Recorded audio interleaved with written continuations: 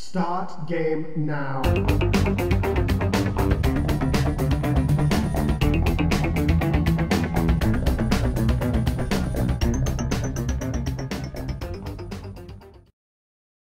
Hey Barry, what brought you rushing here today? Oh, you brought a game? What game did you bring? Ah, Joe Montana's Football for your Sega Genesis, the very first, the very original, featuring Joe in a jersey that kind of looks like his 49ers jersey, but if you look closely, it says Sega. That's right. He has traded teams. Let's see how that trade worked out. Let's pop this into my Sega Genesis and just find out how good this football game holds up today. Let's go to the game. Hike! Joe Montana Football was published by Sega in 1991, and it is a football game for 1 or 2 players. Believe it or not, Joe Montana's Football was actually developed by Electronic Arts while they were making the original John Madden Football for the Genesis. When the original developer, Mediagenic, who was also known earlier as Activision, failed to deliver the game that they were hired to do, Sega was desperate to finish the game, and they paid EA $2 million for them to make the game using the John Madden Engine.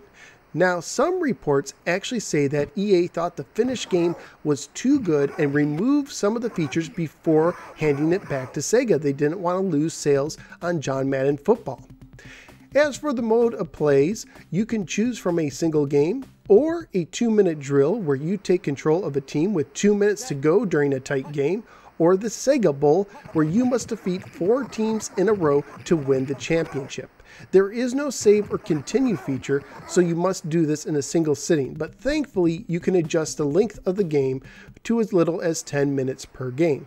Now there are 16 teams to choose from based on NFL cities from that era, but the game lacks the team names and the team players, except for good old Joe Montana, who is the quarterback of San Francisco. Each team varies in skill and can have certain strengths in different areas of the game. Each side of the ball, both offense and defense, has a playbook of 24 different plays, 4 of which are special team plays. Joe will even suggest plays for you if you are too lazy and don't want to think too hard. On offense, you press A to snap the ball. On running plays, the quarterback will automatically hand off the ball to the running back. While running, you can press B to stiff arm or C to dive. On passing plays, you press the A button after snapping the ball to open the passing window and the B to cycle through your 3 wide receivers. You press the A again to pass. If you press it quickly, you will throw a slow lob, and longer presses of the button will be fast and straight. Also, while you are holding A to pass, a crosshair will appear by your wide receiver that you can move to better direct your passes. I like this idea, but I found it hard to pull off in real time, so I kind of left the cursor alone.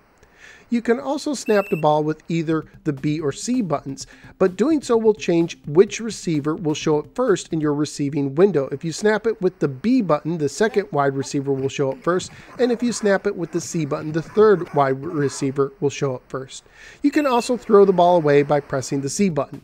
When I was first playing the game and hadn't read the instructions, I was pressing C to pass and was wondering why it was so hard to connect passes. Turns out I was just throwing away the ball one pass after another. On defense, the A button cycles through the players before the snap, and after the snap, it will select the closest player to the ball. Use the B button to tackle and C to dive. A is also used for the kicking game, with a D-pad used to aim the kicks. And since this is an early football game, there is no 2-point conversion. Graphically speaking, I thought the game was solid for an early football game, but I doubt it's going to blow anyone away. I do like, however, the referees dancing when they call penalties. The same can also be said for the music and sound effects. The music is good, but will get repetitive quickly, but you do get a digitized voice of Joe at the beginning of the game. And of course, this is a standard family-friendly football game. On eBay, this is a pretty cheap game to get. It goes for about $4 or less loose, but complete copies were going about $7 to $13 a piece, and that includes your shipping. So would I recommend Joe Montana Football? Well, it's going to be kind of hard to say go out of your way for, but it actually impressed me more than I thought it would.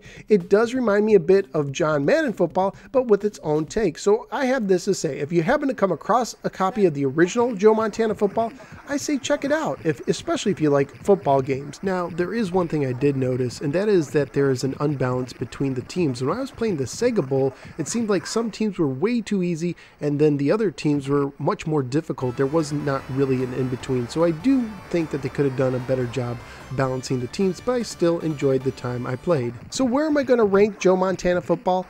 Well, at number 8, I have Super High Impact, an arcadey football game, but believe it or not, I like the depth of Joe Montana more. And I also enjoyed it more than number 7, F-22 Interceptor, but not as much as General Chaos at 6, so Joe Montana football is going to become my new number 7 game. So there you go, Joe Montana. It's a very interesting game with an interesting backstory that you should try out if you have a chance. And it's also, in a sense, John Madden football's little brother. How cute. Thanks guys for giving me a little part of your day. Don't forget to click the like and subscribe buttons. Totally would appreciate that. And I look forward to seeing you next time right here on the No Sweat Gamer. Take care everyone. Have a good one. Great game.